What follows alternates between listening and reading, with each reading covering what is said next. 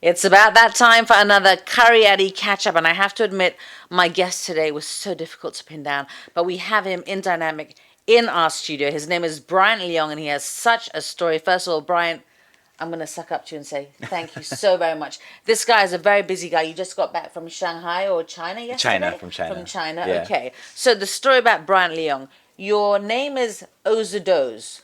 Ozozodoes. See, I have Close been, enough. I Close say enough. this with my team, and it's say it again. Ozozodoes. Ozozodoes. Now, Yeah. before we get into this whole Borneo journey, which is so super special, because our theme for this month's podcast is Borneo. So, tell us how to say your name. Okay. Ozo. Ozozodoes. See, it's quite simple. Ozozodoes. All right. So, your mission that you gave yourself Yeah. was to travel across Borneo with $109. Number one, why a random number like 109? And number two, why did you decide to do this crazy thing? Oh, actually, it was $100. $100. But I Okay. completed the journey with $109. Okay. Yeah. So, I think after just being in Brunei for a long time and just making content, because that's my day job is I make content, and I didn't feel challenged enough, and I wanted to do something that will make me excited or will make more people excited to watch as well. So I thought about this idea for a very long time already. It's just I never had the guts to actually kind of do it because it's a big task, going into Borneo with $100, which is only 325 Brunei dollars. Yeah. Hey, ringgit. It's Yeah. very scary. So I think I pondered about it for a very long time, and in June I was just like, oh, you know what? I'm just gonna do it. I put out the word to people that I'm gonna do this trip and see how people react, and then just wing it and just go. So, what was the response like when you kind of try to get the feelers out to see what people would be reacting and how they'd react? I think a lot of people were excited for it. I get a lot of people saying, "Man, you're crazy. Why are you gonna do this thing? Yeah. Why are you gonna put yourself through this?"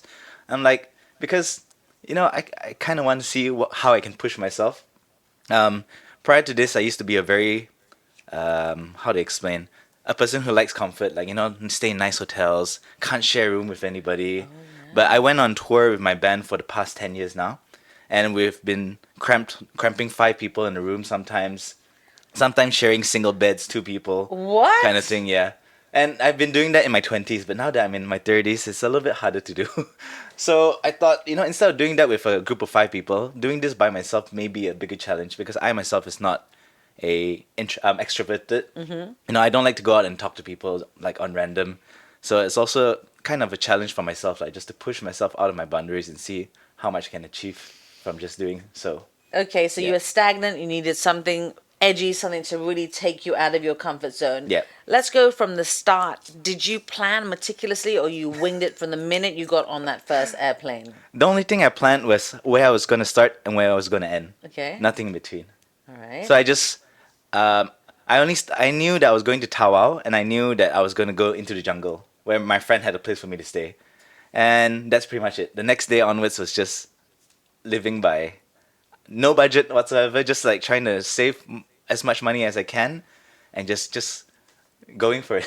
So you would turn up sometimes, maybe not Tawau because you knew somebody there, but another part of Borneo where maybe you didn't know anybody. What was your plan of action? What did you do once you got there? You're like, oh my goodness, I don't know anyone. I've got probably $99 left. Take us through those kind of moments. Oh, so like basically when I reach to places where I didn't know anybody or haven't contacted anybody from the place before, I'll just walk around first. I'll get a feel of the place. If I see tourists, I'll try to go and talk to them, asking them like where's the cheap place to stay, where's a good place to eat. But all these tourists coming there like to these places, most of the time they eat in nice places. So I find for like backpackers or ask backpackers where is like the best backpacking place to stay in, or just do my research as I reach. So once I get there, I'll usually just take a lap just to see like what's nice to Do a reconnaissance lap. Yeah.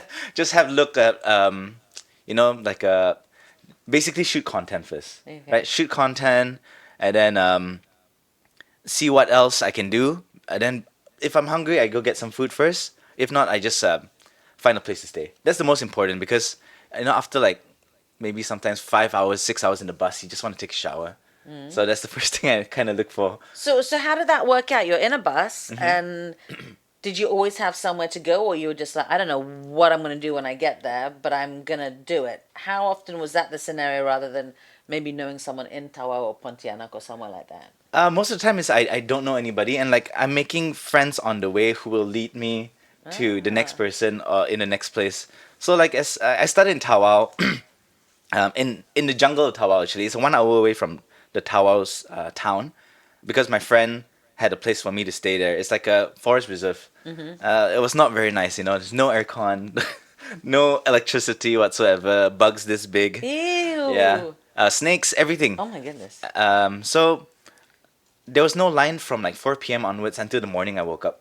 So couldn't do any research whatsoever. Just, chilling with nature, talking to tourists.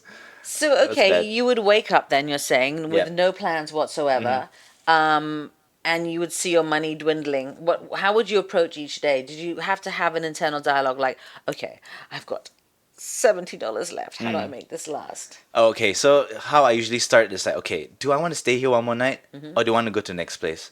Then I'll weigh the options. Like I'll walk around town a little bit, see like, because I always have my backpack with me. I have nothing left. Everything's on my backpack. So I'll walk around town and look around. I'll ask like some locals like, hey, what else is there to do here? Or how do I get to the next place?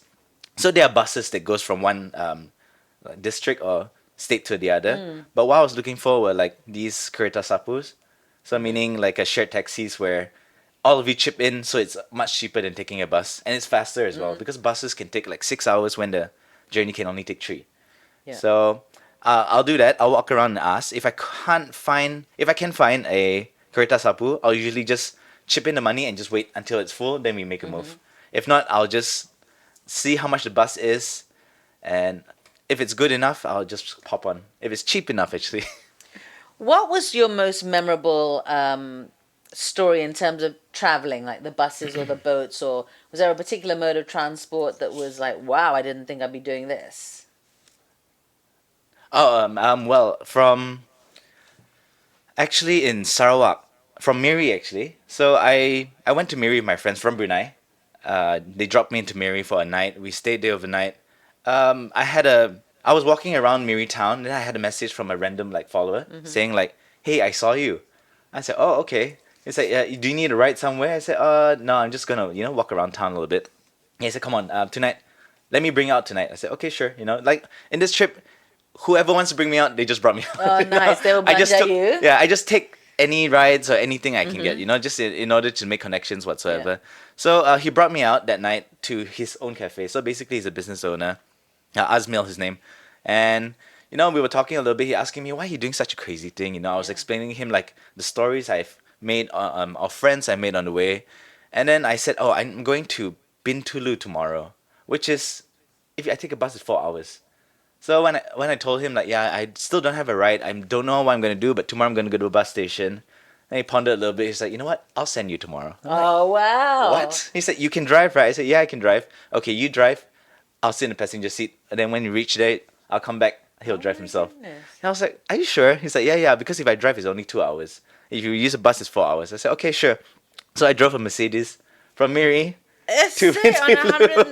$109 and you get to drive a Yeah, Mercedes in yeah. Borneo. That's very well played. Yeah, and he was very nice. He took care of me. He bought me lunch. I got my own place to stay there, but he bought me lunch, and it was nice. I just appreciated that.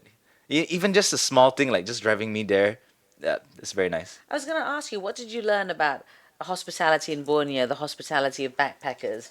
Overall, was it a positive experience interacting with other travelers? I can tell you that I wasn't interacting with a lot of travelers. I was interacting a lot more with social media, with Oh. people online, because I think like people from KL are telling me, hey, I got cousins in Sabah. They can kind of see whether your your schedules align. Then you Okay. can kind of meet up, and a lot of people is like, oh, I have a friend from here, friend from there. So social media has helped me a huge It's chunk. your BFF now, right, Yes, Brian? it definitely is. I also learned that like couch surfing is not a thing in Borneo. I paid for the app. Right now, you have to pay for couch surfing, and no hits, zero. Okay. I've not stayed in a couch surfers place whatsoever. Okay, well, I was going to ask, Yeah. are you going to do another budget challenge like this? Are you going to give yourself a different budget? Anything that you're gonna pick up from this last trip? Oh, so yes, I'm actually planning the next Borneo trip. So I've did Tawau all the way to Pontianak. Right now I'm going to do Pontianak all the way back to Tawau through the Kalimantan route. And how much bucks are you taking? I haven't thought about how much, but I'm thinking of changing it up a little bit. Maybe I can roll the dice kind of thing. Okay. And see how much my budget is for the day. Make it a little bit more interesting kind of thing. Okay. Oh, Yeah. that does make it interesting and a little bit scary. Yeah. Just some quick fire questions. What was your best, favorite, and most cheap meal? Uh, I had roti canai for RM1.50. Yeah, who doesn't love a roti canai? Yeah, it was good. Any memorable characters you met along the way? Oh, too many. Too many. One particular one that stands out? I mean, I met some. Let's see. Too many. I can't. Too really many. choose. All right. Yeah, too many. I will not probe your brain. He's just gotten back from China as well, so I'm with you as well. What is your dream destination then for your next adventure? Oh my god, dream destination. I think I will never reach there, but it's North Korea.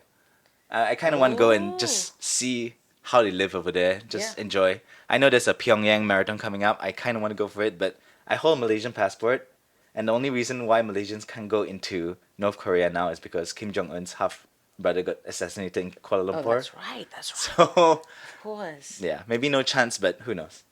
So my last question: do you think Yeah. you've inspired other people to do the same thing as you? Travel on this tight budget, just see how they can push themselves out of their own comfort zone. I definitely had messages from people saying like, "Hey, it's so inspiring. I kind of want to do the same trip." So I think the short answer is yes, but I think I get more inspired by listening to these people tell me that they want to do this kind of trip. It kind of pushes me more to do extraordinary things, you know? Yeah, you are fearless, and you certainly are very unique in what you Thank do, you. Bryant. Ozozodoes. Does. Like I Ozozodoes. said, I've been looking to have you on this show for so Yeah. long. Thank you so much. Please you. let us at KARYADI know where your next trip is, because we want to get you into the studio again. Okay. Yes, and speaking of KARYADI, you can catch all our catch-ups with more interesting and exciting people such as Brian here. He'll travel Borneo with $109 and other stories that really should tickle your pickle, maybe. And also, of course, if you're interested in in gigs, which we have over on KARYADI Talents Gigs module, we have events, and we also do surveys. It's all there on KARYADI. Thank you for your company today. Thank you, Brian, and we look forward to your company for our next KARYADI Catch-Up.